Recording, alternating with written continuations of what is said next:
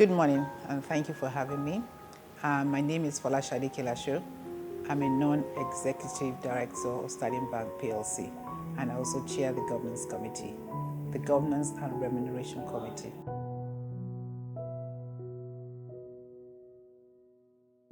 It's been an exciting journey. The journey started many years ago. I'm a lawyer. I trained as a lawyer in the UK. I have dual qualification. I'm qualified as a lawyer in the UK and also in Nigeria. Right from an early stage, I realized that I wanted to be an in-house lawyer. And why? Because I wanted to be at the heart of where decisions are made. So like I said, right at an early stage, I was very clear in what I wanted to do. So I joined the company called Gartner Investment in the UK, which is one of the top investment management companies in the UK at that time. And as an in-house lawyer, most of the work that goes out to the external lawyers come from the in-house. You're dealing with CEOs, you're dealing with business people, where you're gaining experience on how an organization works. Mm-hmm. And my first taste of being in a near board role was when I joined Standard Chartered Bank as the regional head of legal and compliance for the whole of Africa. Mm-hmm. So I was on the Exco board for Standard Chartered Africa, and that's the decision-making power. I was responsible for the legal strategy for the whole of Africa. Being on the board of an organization, you have to be prepared for it. You have to do the hard work, do the time, and be clear in the kind of values and the kind of value and addition you're bringing to the board. I joined the board of Sterling in 2018. And it's been, it's one of, like you already said, it's one of the top banks in Nigeria. Mm-hmm. And since I've been on the board, the bank has been, it's one of those banks that encourage women. So there are 3 women on the board of Sterling Bank.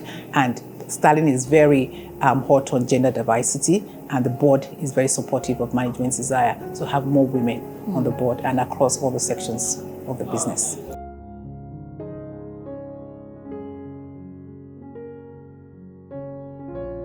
Well, not really, because I think you can come from any profession.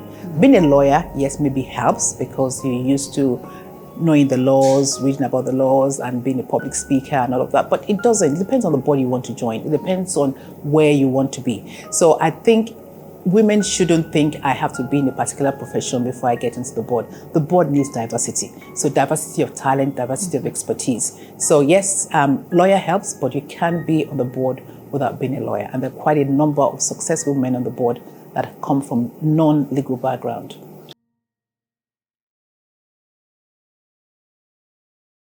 I think women have to build a brand. They have to build a brand for corporate services. Okay. If you're ambitious, if your line of interest is to be on the board, if you have that aspiration, then the first thing you have to do is to let people know. Because if people don't know that you have that ambition, you won't get there. So, and I think it's very important that if you're in your current place and you think there's an opportunity might come up, then let your boss know. Let your boss's bosses know. Talk about it. Let people know that this is what your aspirations are. And I think another way is that women have to network. We're not good at networking. And to position yourself on the board, you have to be good and strong at networking. When you go for conferences, make sure you know who are those that are going to attend the conference. Know the decision makers. Try and make sure when you're there, you make an impression. Tell them about yourself. And it's not about just, I want to be on the board. Why do you want to be on the board? What value are you bringing up? So know the company that you want to go on the board. Know the gaps and the skill sets on those on the board and see where you might fit in there. Yeah, so I think it's about, again, hard work, be realistic about your ambition. Yes, getting on the board is good, but you must know that you have to put in the time and the energy. And while you're looking for a board position, there are lots of charitable organizations that are looking for people with experience. You can start off there and then build your way gradually to the board that you think you want to join.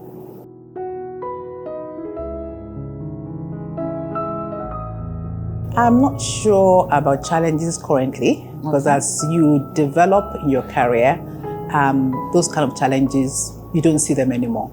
But when you start off, I know there's always a pressure to prove your competence as a woman. Okay. You have to kind of work extra hard to show that you deserve the role. Men will also work hard, but I believe that women have to do the extra work. I remember when I was in the early stages of my career, I had to constantly deliver quality work, making sure that I go the extra mile, making sure that I project myself well so that people can see the quality in me, the quality in the work I do, and the kind of value I can deliver. So I think, you have to constantly be mindful and position yourself in that way.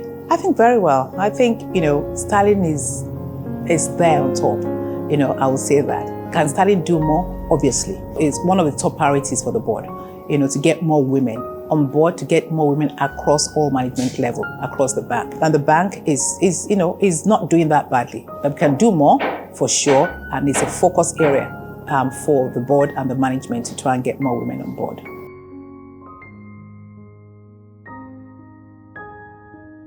I would say that women have to be realistic in their vision. Okay. It's very important that we know that being on the board will require you to make some sacrifices. And, women play different roles as wives, as mothers, as daughters, as sisters, all the different roles we play can be very challenging. But we are prepared for the role. Women who want to go on the board will be prepared to make sure they're coming in to bring in their expertise on the board. Different organizations have policies that encourage gender diversity.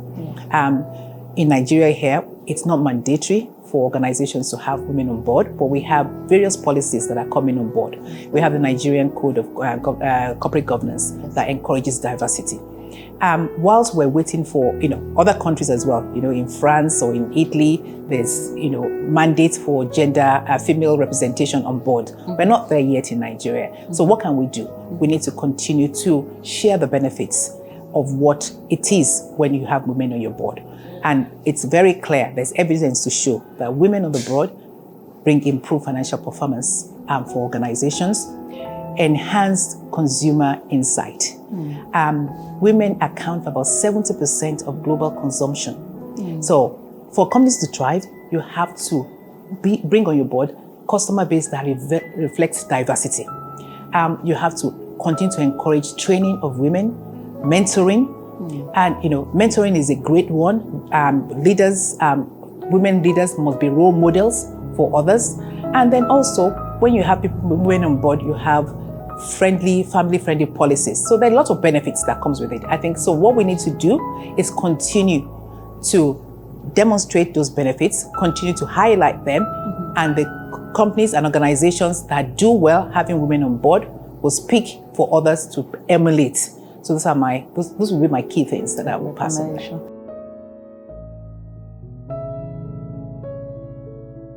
I would say Happy Women's Day.